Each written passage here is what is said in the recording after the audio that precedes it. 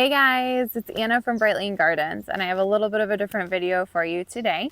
Today is finally the day I'm going to build my raised beds. I'm sitting on one of them right now. At the end of last season, I purchased a handful of the corrugated metal raised bed garden beds by Vegega, Vegega, and I've been looking forward to opening these boxes all winter long and getting these guys assembled. So without further ado, today I'm going to finally unbox and assemble one of my 5-foot garden beds. Supposedly I don't need many tools to get started. I'm just going to need a screwdriver. So we'll see if that's true. Let's get started. This is supposed to actually be a 5-foot by 2-foot garden bed, believe it or not, which is hard to believe considering this is the box that the whole thing came in.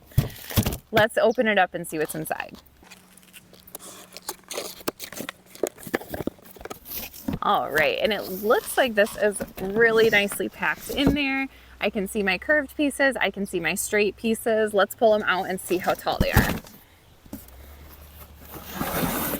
These look like they are my corner pieces here. They are covered with a film of plastic. It looks like a protective plastic on top. And this is one sheet here. Feels nice and rigid, not as flexible as I was expecting actually. And outside of that, they look to be in great shape.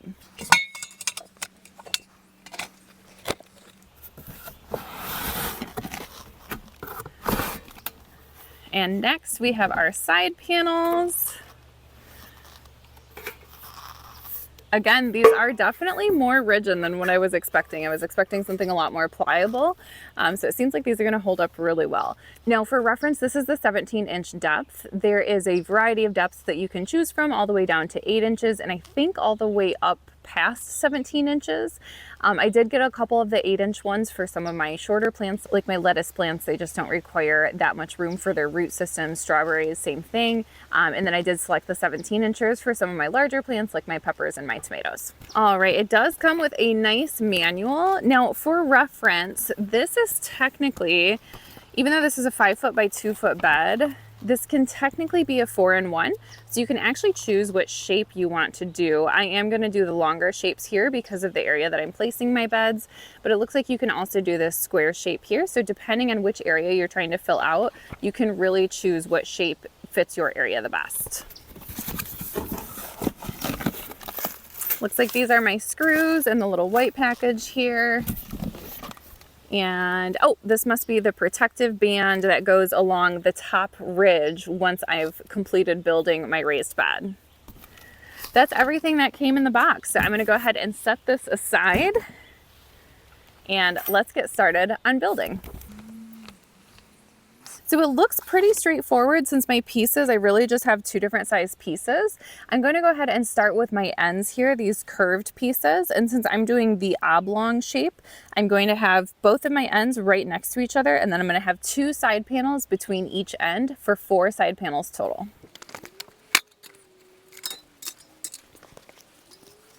Starting with my corner pieces, the first step I need to do is take off this protective plastic film, which for some reason always seems to be the very hardest step for me.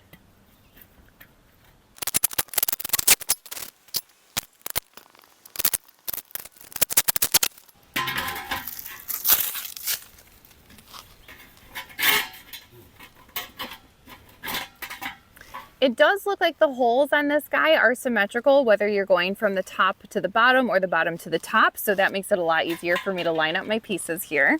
I do have a bag of nuts and bolts in here. It looks like every screw hole needs to have a screw with a washer and a nut on the opposite side.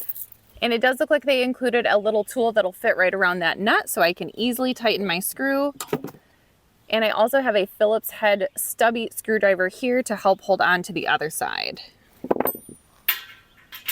First thing I'm going to do is loosely get all of my nuts and bolts assembled.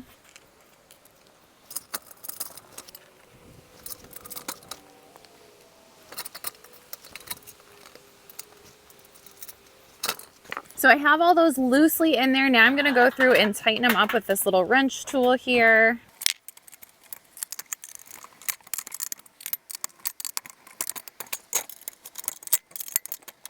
And I officially have my first 2 panels assembled. This feels really structurally sound. I'm actually very impressed with the thickness of these panels. So I'm going to follow that same exact process and just go along panel by panel until I built my entire oblong bed. I'll go ahead and speed this up a little bit so you don't have to watch every second of it.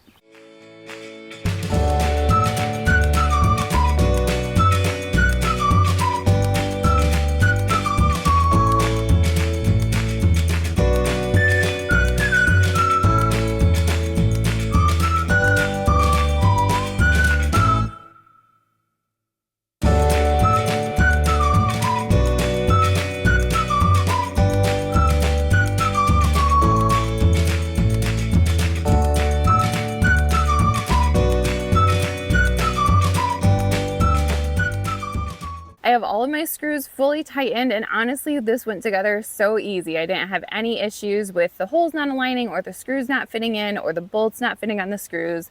Everything was machined perfectly, and this took me less than 15 minutes. I have one final step, and that's just going to be that outer protective ring that goes on the top ridge here. This is just a rubberized kind of false leather type material, and it feels like it will really protect me as I'm reaching over into my raised beds from getting cut or maybe burnt on any hot metal. So all I'm going to do is take this material here. There's a little ridge right inside of it, and I'm just going to press that right over top of the ridge of my raised bed.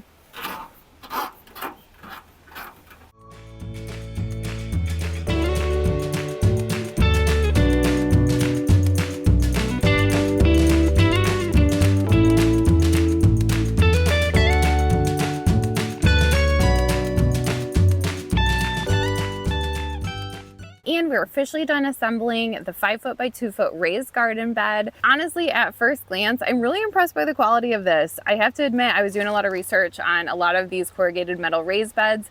These guys were one of the lower priced ones on the market, so my expectations were not super high for these, but the quality is fantastic. I think these are gonna hold up for a lot of seasons, even up here in northern Michigan when we get that freeze-thaw cycle like crazy during the fall and spring months especially.